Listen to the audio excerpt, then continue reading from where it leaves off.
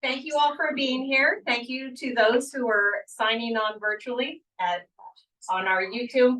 We will be recording tonight and putting it on our YouTube channel. So if any of you want that recording or share it with friends, please feel free to do that. Tonight, we would like to thank John and Colleen Hazelbaker, our sponsors for the Immerse Yourself presentation.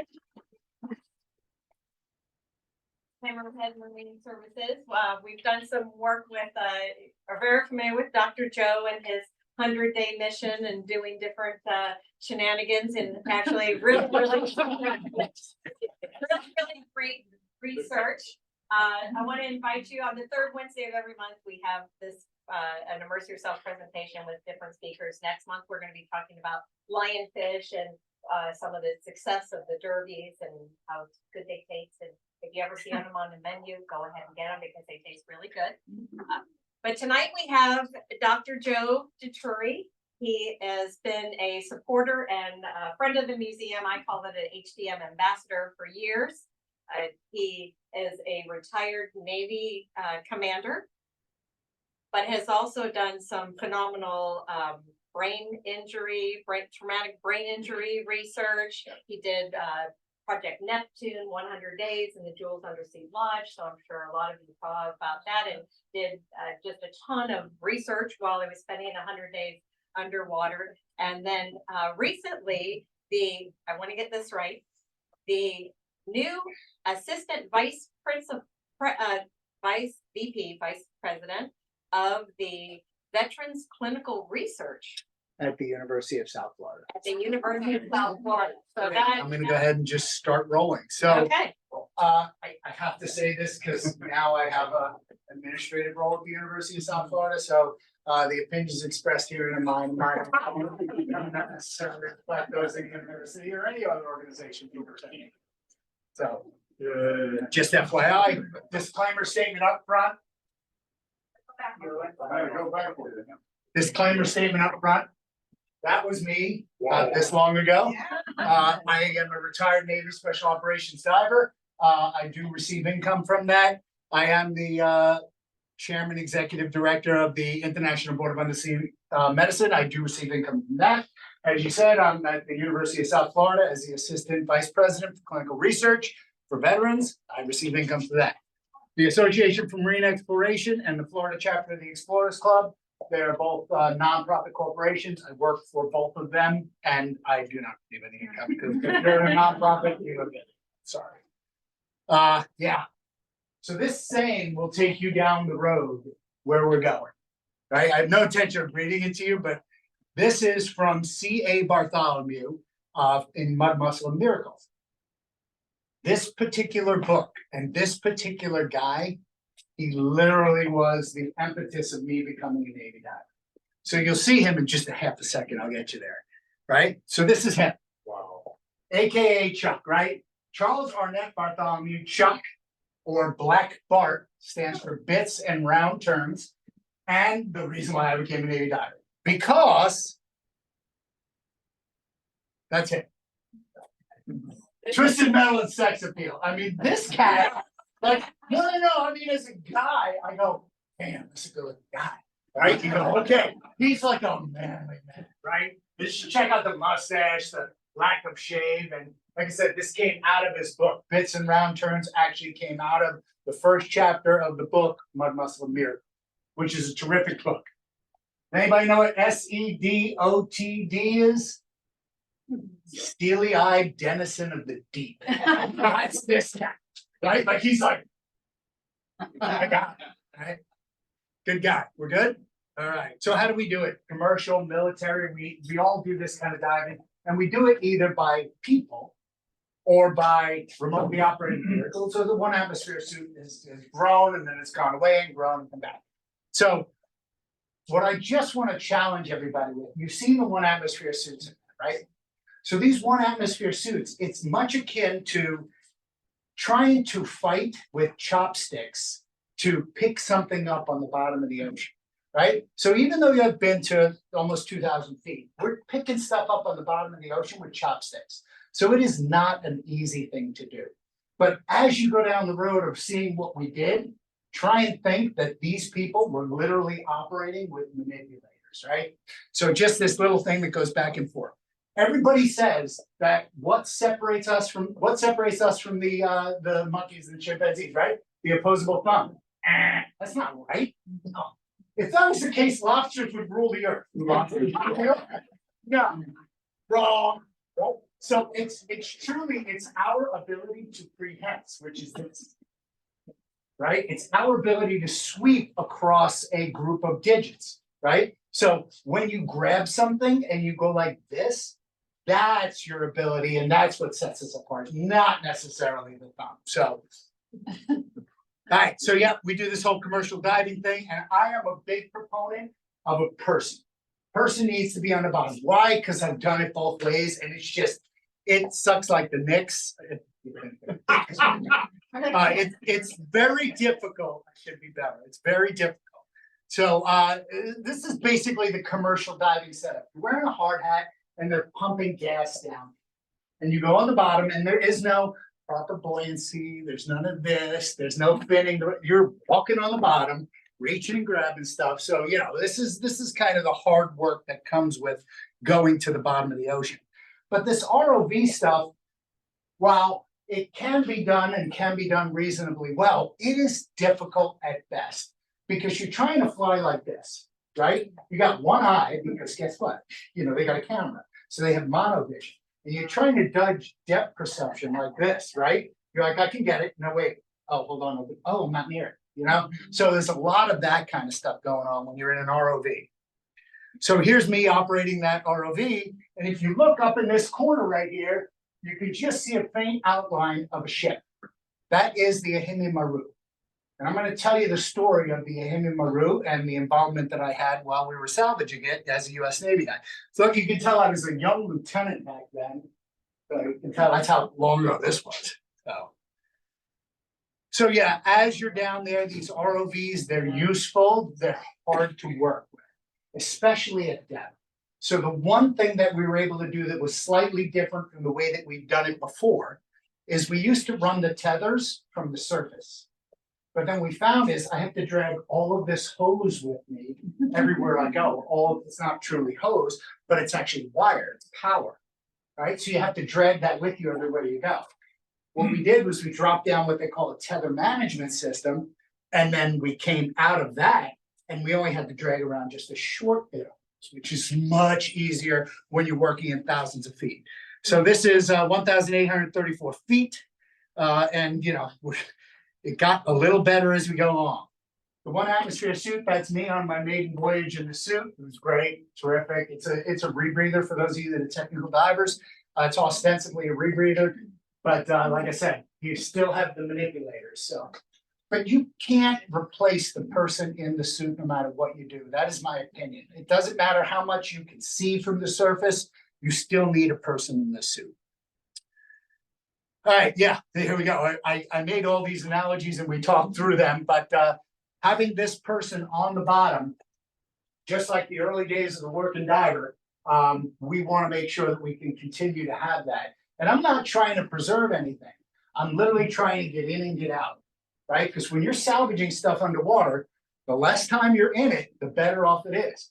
And, you know, I think John and I were talking earlier. It's funny because we make this great thing called salvage. And then God goes, you think you're gonna, okay, we'll see how that goes. So we plan, God laughs, it's terrific.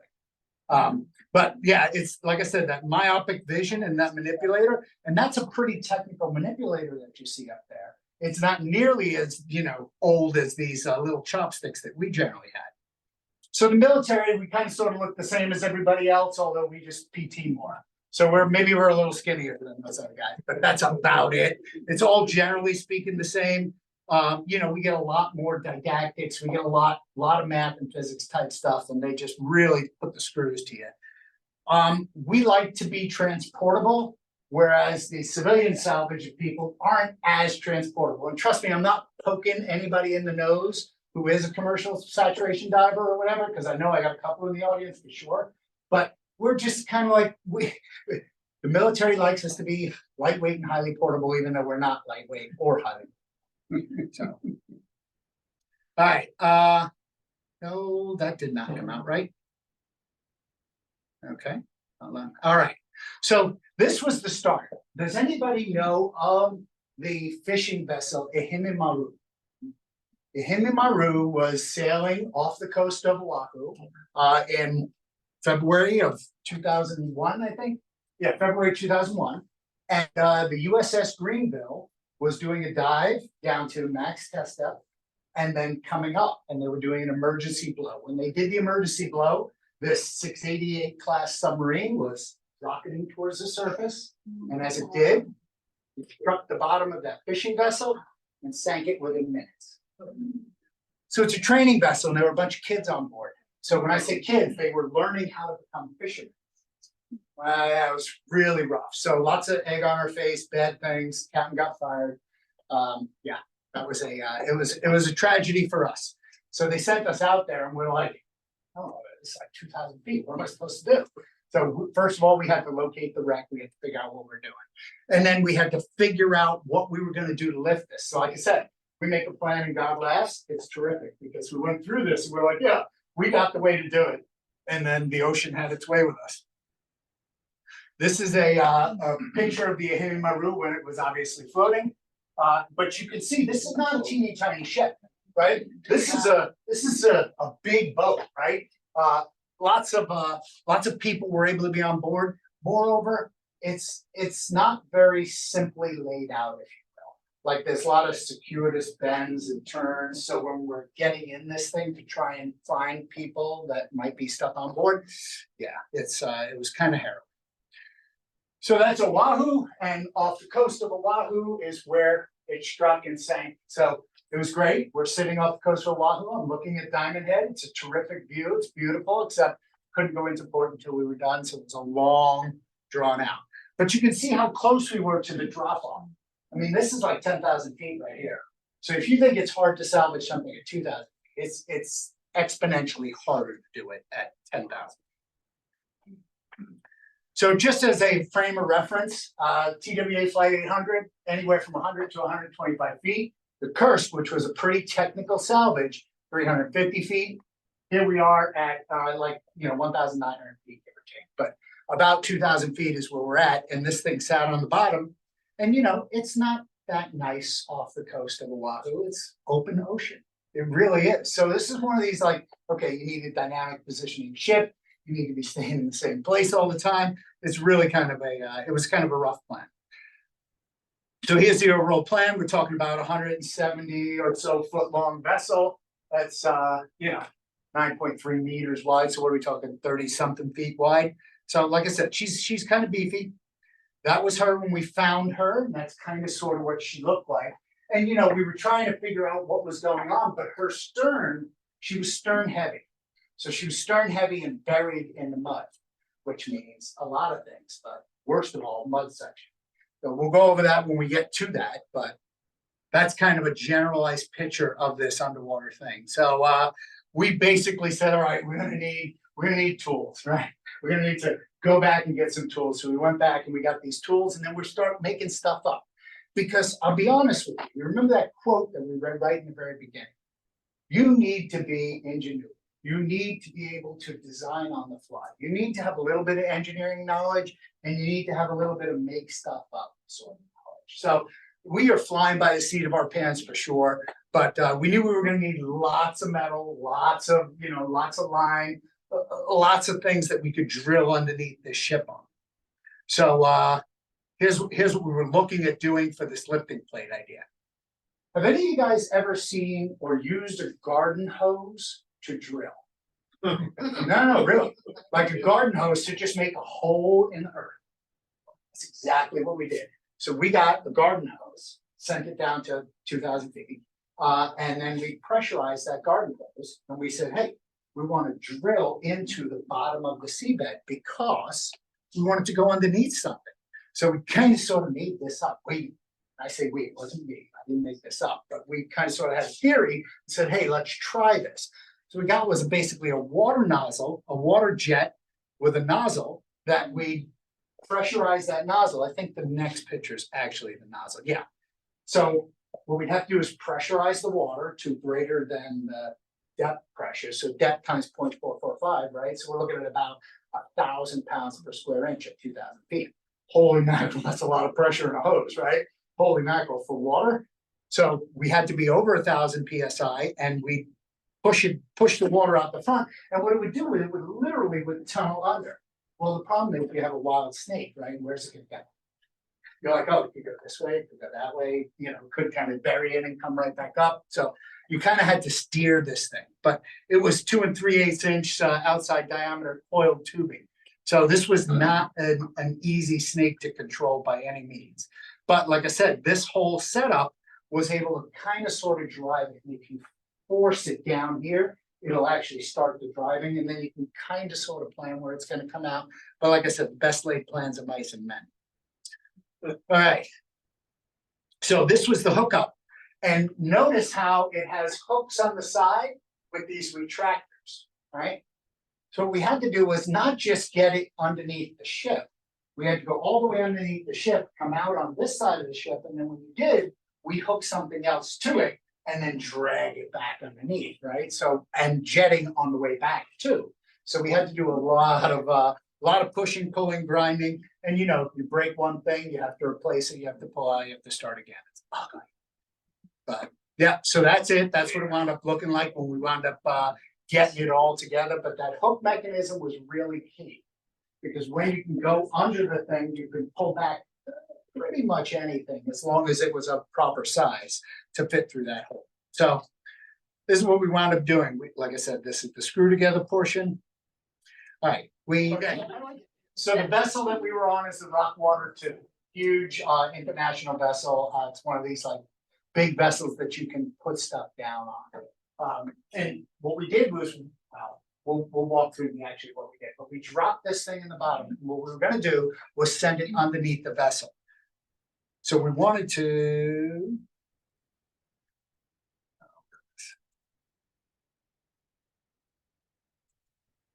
Okay. All right, so then we had to drop some other stuff in the water that we had to connect. I mean, we had to connect the high pressure hose to it, right? And the stuff that was actually going to come out of this drum roll.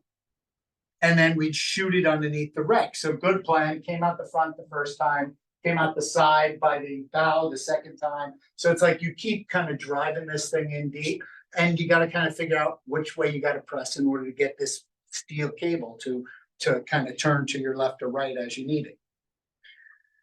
So, and then the ROV was able to hook up. So remember I told you how hard it is to operate an ROV and how hard your depth perception needs to be, or how your depth perception needs to be, right? So here's the guy trying to fly the ROV, and it's not me. I was flying one, but it is not me. I'm not the greatest pilot in the world. But one of the really good pilots was trying to fly this thing, and he just kept missing. And he kept going, why is he missing it?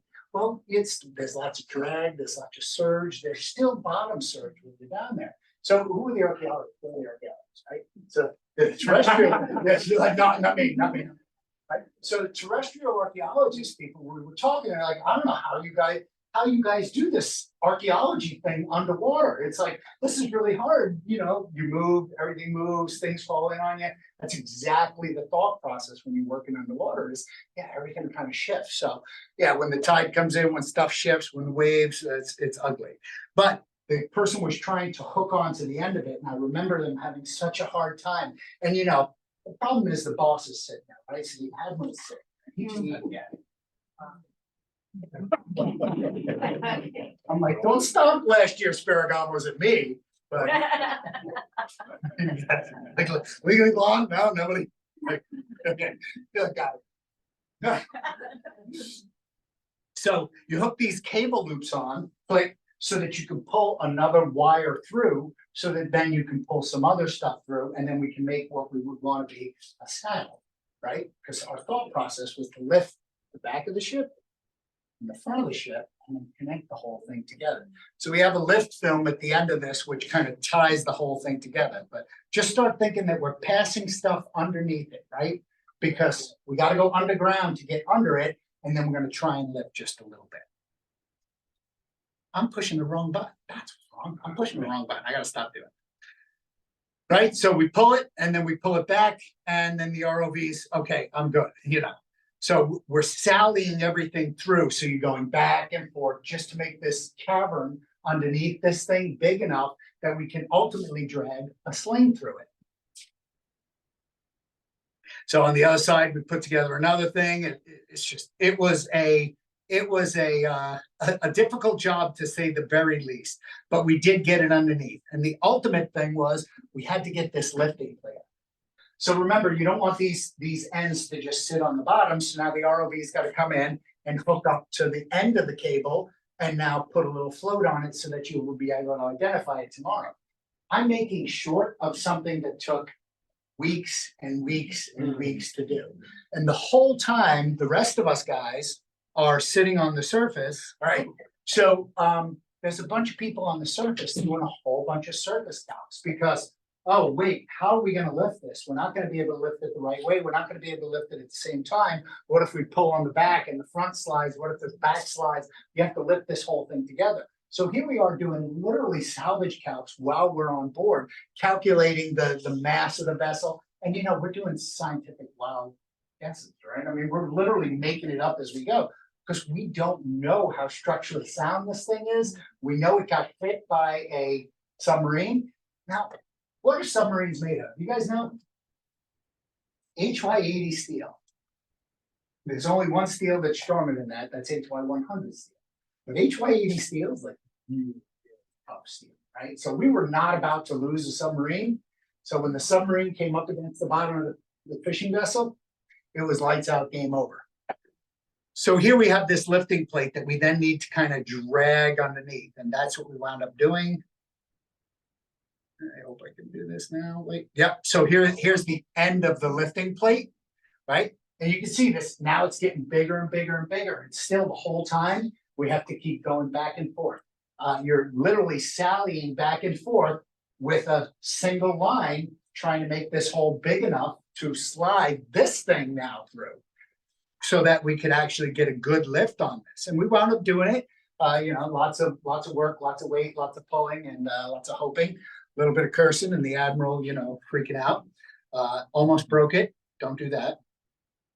But again, we had to do that. And it's not only that we had to do it once, we had to do it twice, right? Because you had to go underneath the stern and then you had to get underneath the bow in some way, shape, or form. Now you can see from this illustration that the stern was buried pretty well, but the bow wasn't as buried. So we went underneath the stern first. You always do the hardest job first. You want to do the hardest job first. And then you can make a plan as to the second part. But then this thing that you see right here, this the crane wire and the bottom frame, all of this was what all the math was on the surface. Like, I got an idea. Here's what we're going to do. We're going to use a floating bottom frame that we're then going to hook these things that we put underneath that vessel, and we're going to try and slide it over and rest it over the top, right? So we're going to lay this down, and here are the two lifting slings, fore and aft, and then we're going to hook this floating thing to it. So now we have a little bit of a floating thing, right? So it's a side view of it, right? We have the floating thing here, and it's connected and pulled up, and we're okay. We might be able to start lifting this thing. All right. So what's the side load? What's the forces, right? How are you going to lift it? You're not just going to pull it, right? It's like, what can you use? Do you remember the rock water 2 that I showed you earlier? We had the great idea of using the reserve buoyancy in that vessel itself to do the lifting, which is really a cool idea. But yeah. So what we're doing is you can't have the wire go straight over the gunnel like this, because if you do that, you put a lot of pressure on the side of the gunnel, and then now you're at the bottom of the ocean as well, right? So what you had to do is crisscross these wires to pull them and drop them over the side. So this wire had to pull from this side of the deck, and this wire had to pull from this side of the deck. So you're crisscrossing high tension wires across a boat, which you should never do. But when you're doing this, you have this zone of death right here, where you are lifting heavy amounts of stuff. And like I said, you're using the reserve buoyancy of the ship. What does that mean? That means that ship that was on the surface, we tighten it up, and then it would sink a little bit, and then boom, it would pop up just a foot or two. And then we'd take up the slack, and then it would sink a little bit again, and then pop up a little bit. So we did this several times. But before we did that, we hooked up the frame, we hooked everything up, and we basically slid it in place. And then we lifted, and we were like, okay. And then it's like, okay, put it back now. Just because, you got one try at it, you want to jostle it together. You want to make sure this thing isn't going to slide. Because the whole plan was, we're going to lift this thing using the reserve buoyancy of the other ship. And then we're going to slowly drive it into shore, where we're going to rest it on the bottom in shallow water, 110 feet. And then we're going to pull the bodies out of it. And then we're going to lift it up again, and then go back and sink it in deep water once we got all the bodies out of it. So it's like, can you imagine how slowly you have to drive when you have a 170-foot ship underneath your ship? Underneath, like literally floating underneath your ship.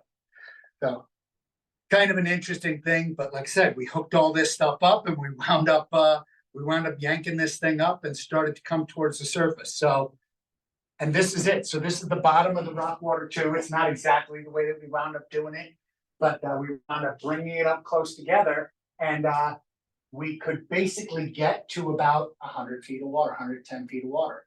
And when we did, we were able to drop it, not drop it, but slowly lower it, and then disconnect everything, and basically leave the lifting slings intact, right? And of course, we had to have archaeologists look over the site, make sure we're not going to drop stuff. We wanted to do marine fisheries counts before we did it and after, because God forbid we spill a drop of oil. God, Jesus, all the disciples, all the apostles, everybody's watching, right? So we wanted to make sure that we were doing this correctly.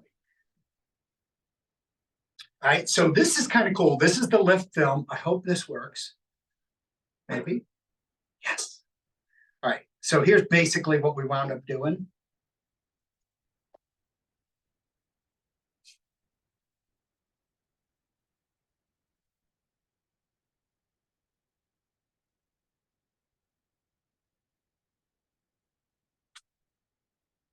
(2,000 feet), right? So it's like, we're bringing it up, we're still bringing it up, we're still bringing it up, we're still bringing it up, we're still bringing it up.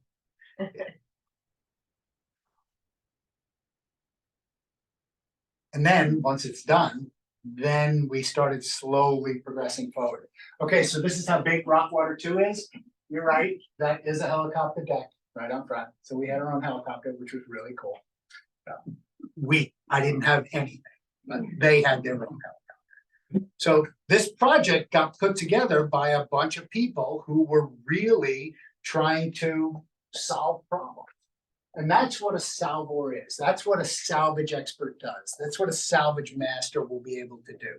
So how do you get in a professional in this undersea realm? You learn by experience, and you learn by having to do really complex, ridiculous jobs. Space shuttles Columbia and Challenger, I mean, they were in lots of little pieces all over the place, right? So what did we do? We employed lots of manpower to go look at things, go check things out, and then go recover the things that we found. The Avian Maru we did, Alaska Air 261, TWA Flight 800, a bunch of Titan missiles, and the Russian Priz. So my predecessor, you guys heard that I was in charge of Deep Submergence Unit.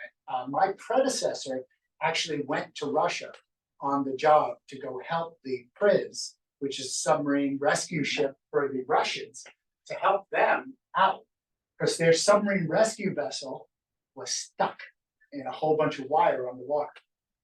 Yeah, so it's really, really interesting. The entire community rallied around, the entire deep submergence community rallied around that one particular thing. And it was a great show of, listen, we're all sailors, right? We're all on the ocean. We're all just doing, I don't care what government you work for, you know how difficult it is.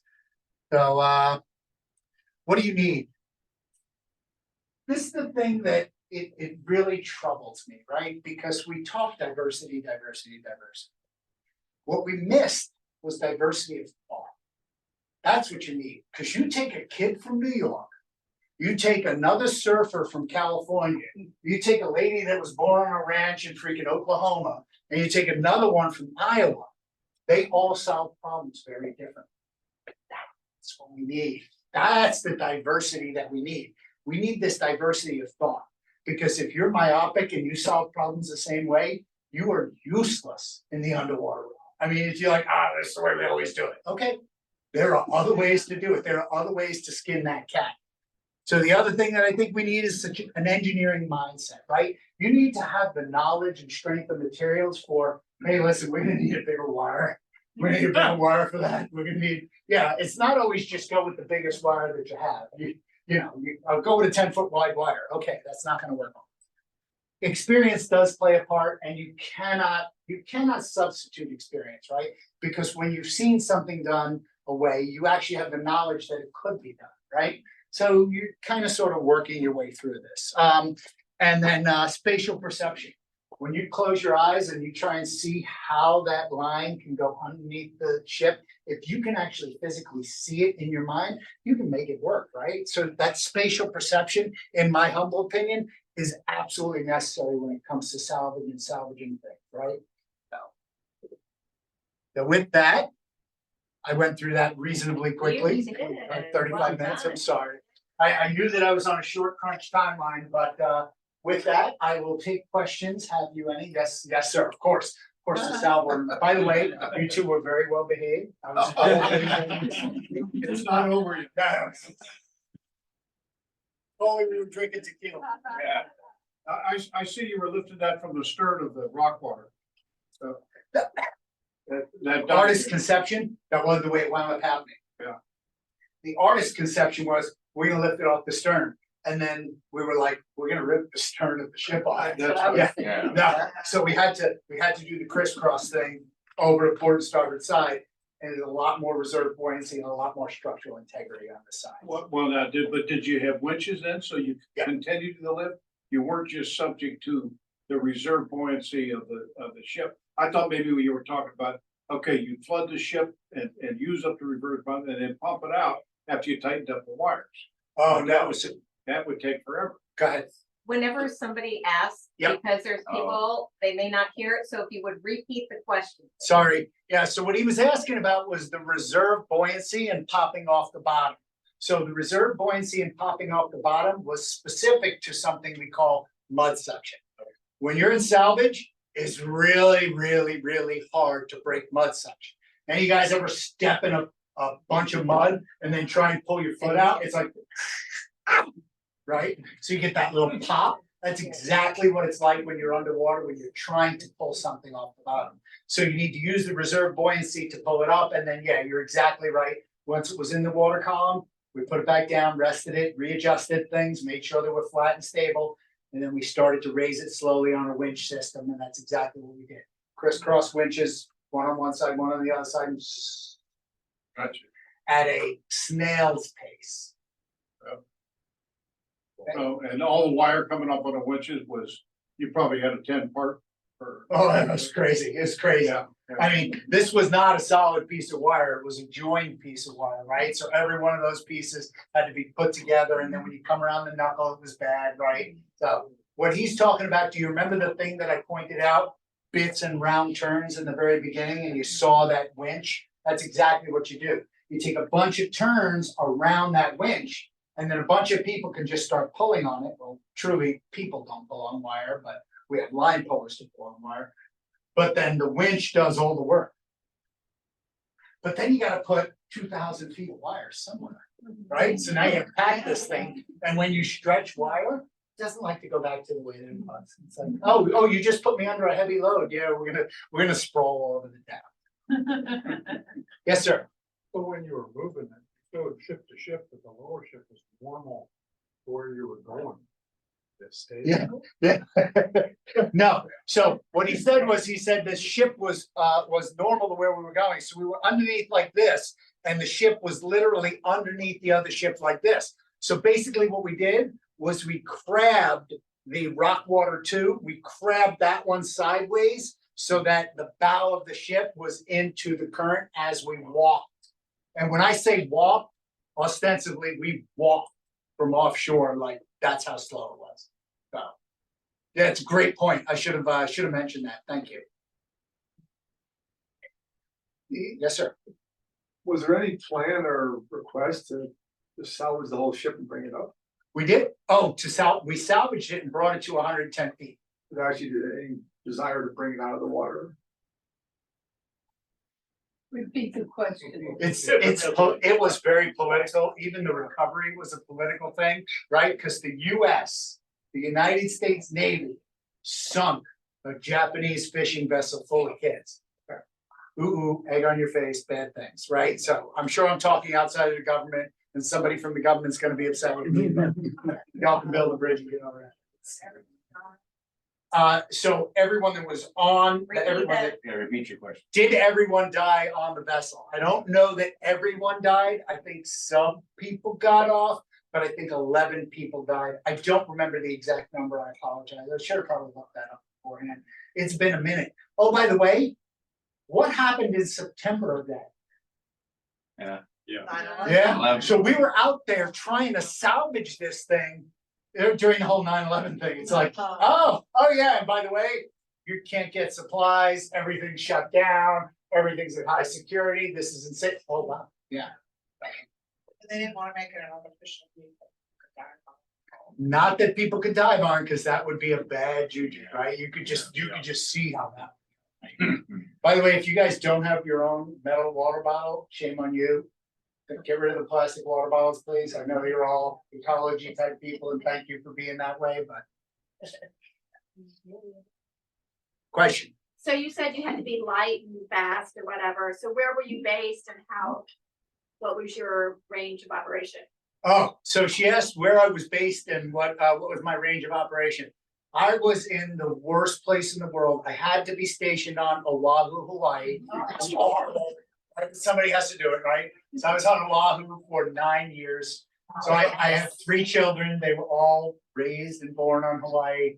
And yeah, that was it was tough, but we were right there at Mobile Diving Salvage Unit 1. It's like, oh hey, you're right here. So we're what's called forward deployed so that we can go overseas, but we didn't have to go anywhere. It was convenient that it was right there. But this was way out of the realm of mobile diving salvage units. This is way out of the realm of everything, right? So the supervisor of salvage and diving literally was brought in from Washington, DC, assembled a crew of a bunch of crazy people together and said, hey, let's try and get this thing going. Hired a contractor. I mean, it wasn't just me. It's just like hundreds and hundreds of people, right? So I don't want to give the impression that I was the only person there. I'm just telling the story.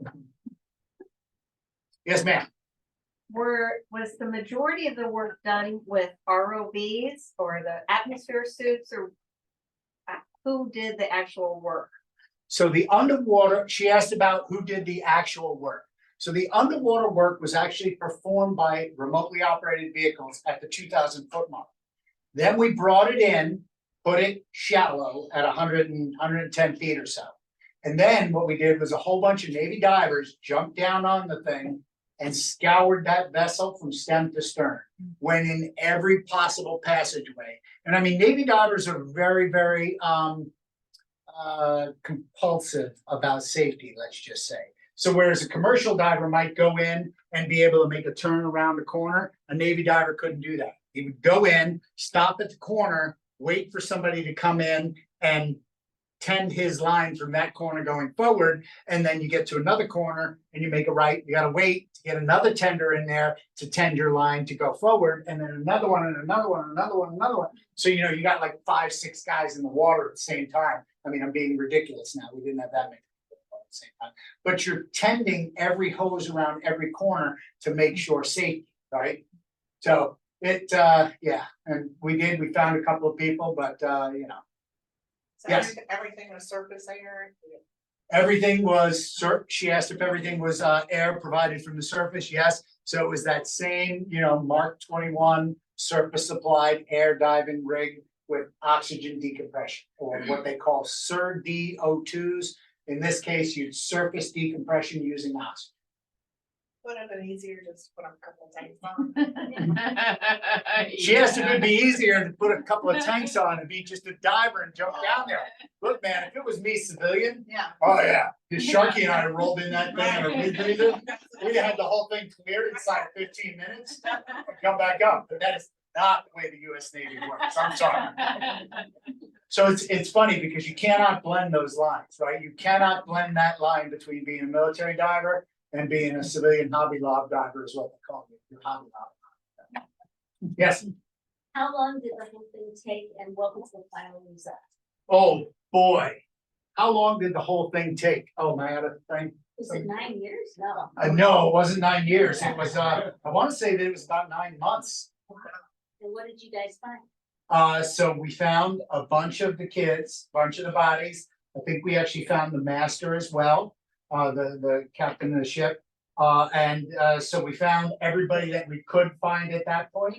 And then the Rockwater 2 was brought back in, lifted the thing back up again, walked over to the 10,000 foot. And then we did a ceremony and we lowered it slowly to the ground, Much deeper. much, much deeper, Wow. 10,000 feet. Wow. Why? That was a decision that was made like 10 times above my pay grade. I mean, literally, like, it's a political move, right? Because it was an ecological disaster. The thing was full of oil. We were worried about it leaking oil. We didn't want, but like the solution to pollution, right? Not dilution, right? So, I got a good idea. Let's just throw it in 10,000 feet. Nobody will ever see it again.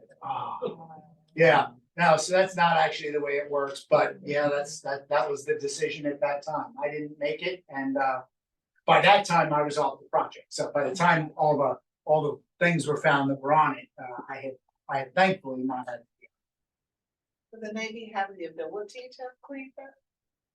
to clean it up. Yeah, before they dropped it back, would the Navy have that ability? So they asked if the Navy had the ability to clean it up before they put it down. Currently, we have that ability. I think we might have had that ability at the time. So were you guys hot tapping, John? Yeah. Yeah, okay. So we were learning how to hot tap. We weren't good at it, but we were learning how to hot tap is cutting into a fuel tank from outside without spilling any fuel and sucking all the fuel out of the fuel tank and replacing it with water. So that's a great thing to do. We were able to do it. I don't think we were really savvy at it at that point. We were getting okay. But yeah, we probably had the ability to clean it up. It's just hard. Political. Probably should have hired John.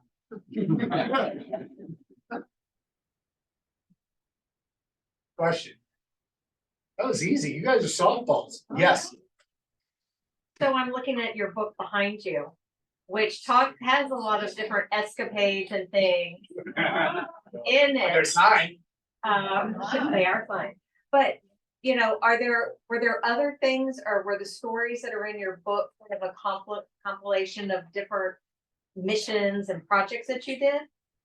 Oh, you're confused. So this book is about a nice Italian boy from New York named Joe Camissa, not Joe Dituri, right? Because it's a totally different guy, right? So he joined the Navy as an enlisted kid, kind of sort of like me, and then he made his way up through the rank, kind of sort of like me. But so the names might have been changed to protect the absolutely guilty. Keith, I'm sorry.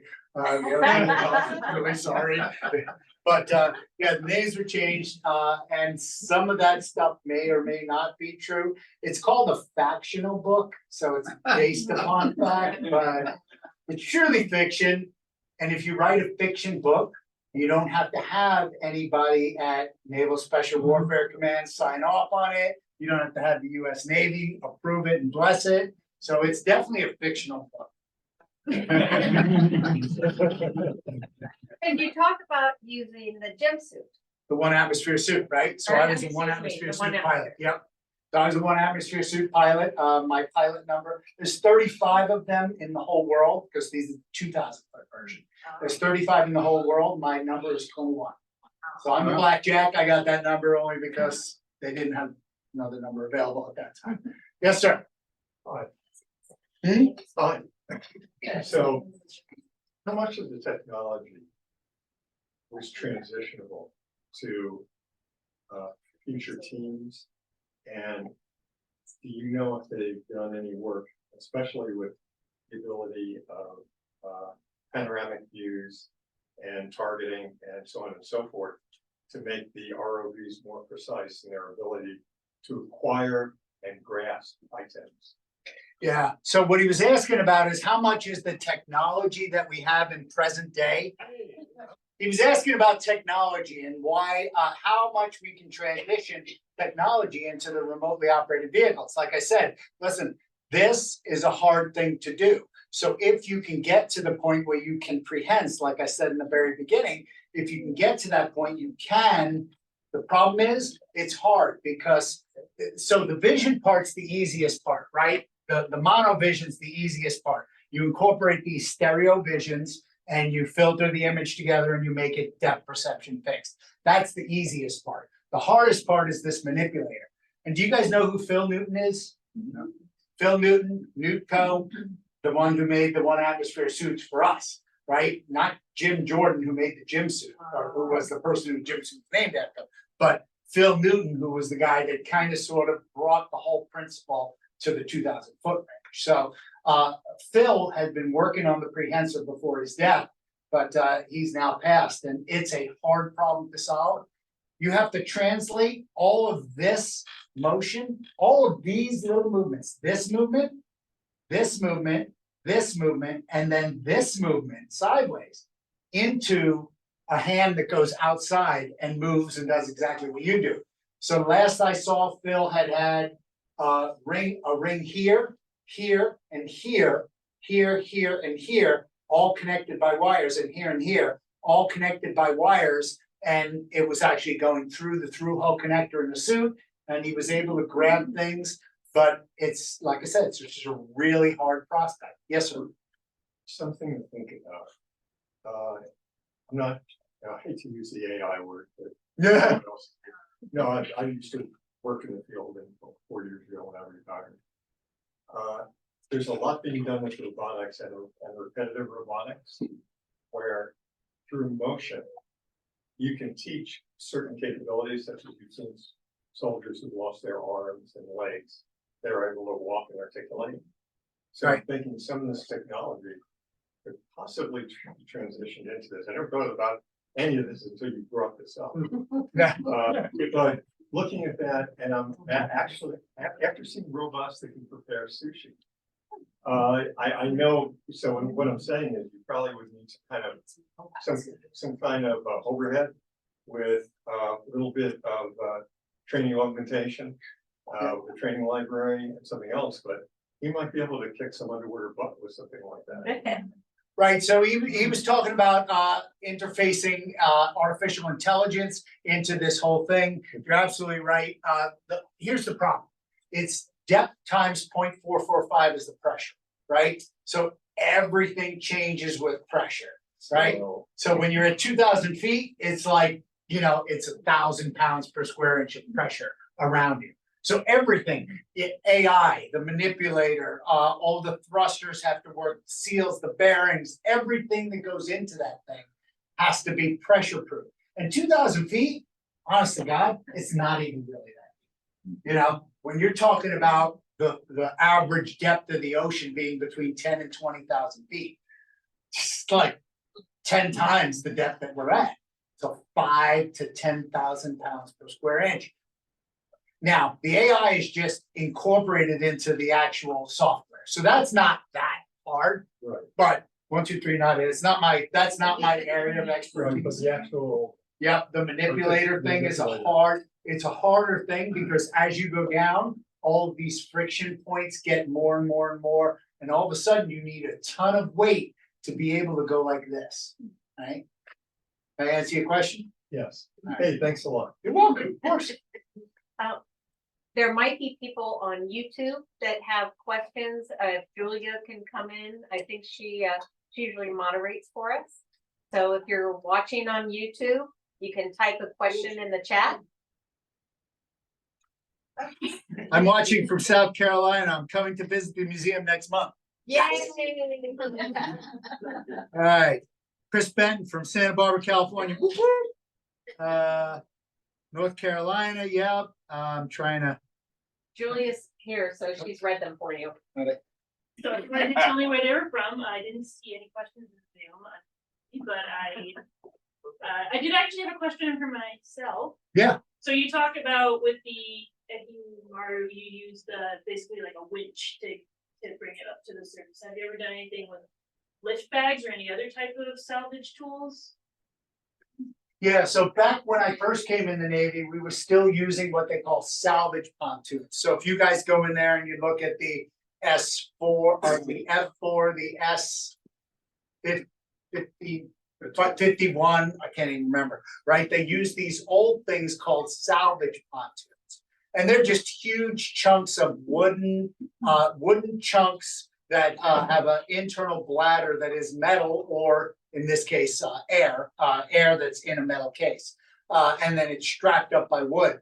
These were the buoyancy devices that we used. So we were still using those when I first came in the Navy, but we stopped using them because they're truly speaking, they're very dangerous, right?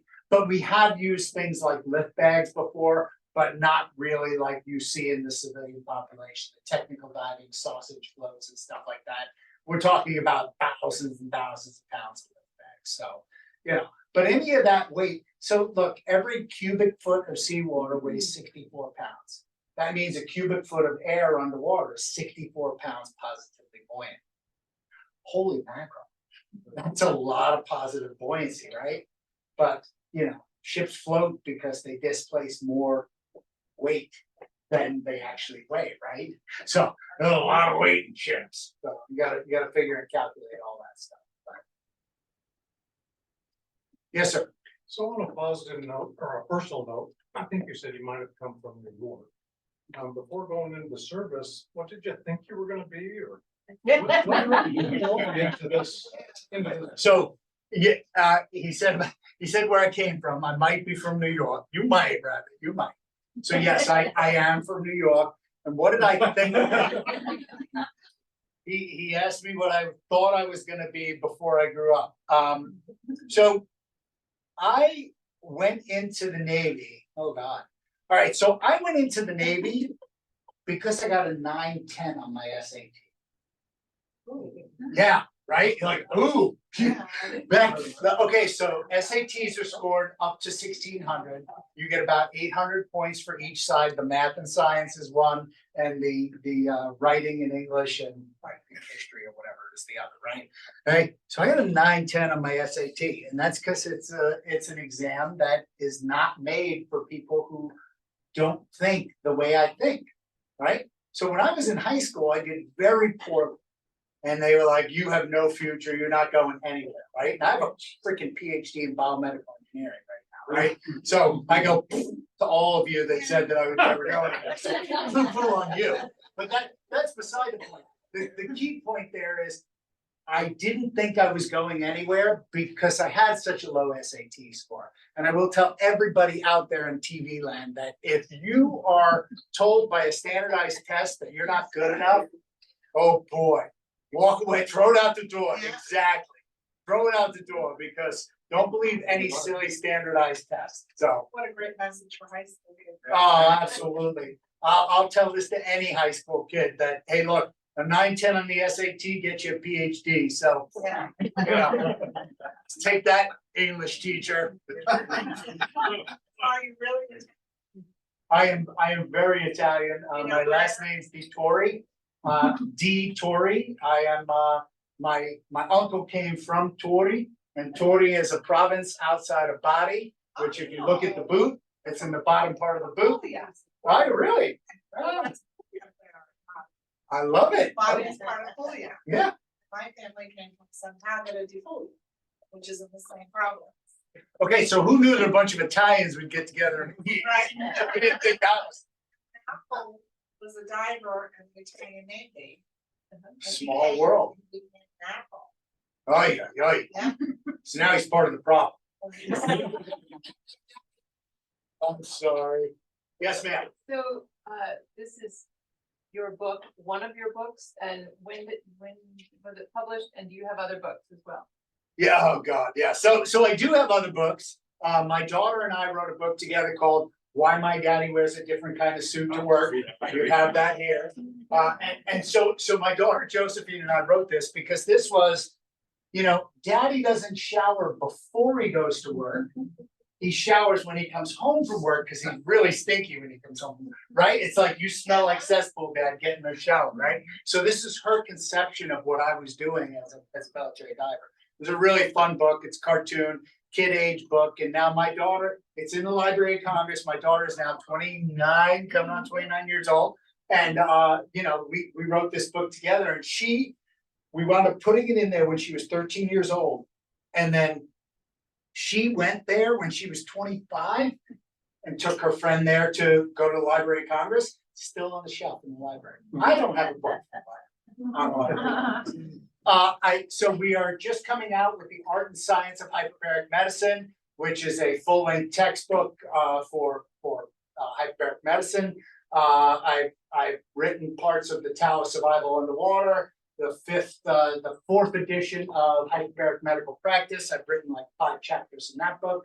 So I write, it's fun. I just last week signed a book deal to write Why My Traumatic Brain Injury Was the Best Thing That Ever Happened to Me. That's going to be a good book. It's all about me getting hit by a car and having a traumatic brain injury, being a traumatic brain injury researcher. So that's going to be a cool book. We'll see how that goes. All right, well, thank you.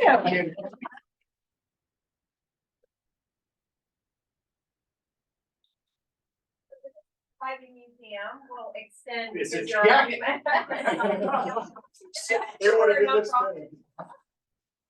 But it is a 1-year membership, so you can come here 362 days. So thank you very much. Thank you so much. I appreciate it. I love this place. Thank you all for being here. Thank you, Green and Newsmakers for sponsoring us. We are a nonprofit. We do have a little jar out back. So if you like this presentation and would like them to continue, you can just drop a little change in the bucket. That would be greatly appreciated. And we look forward to seeing you next month.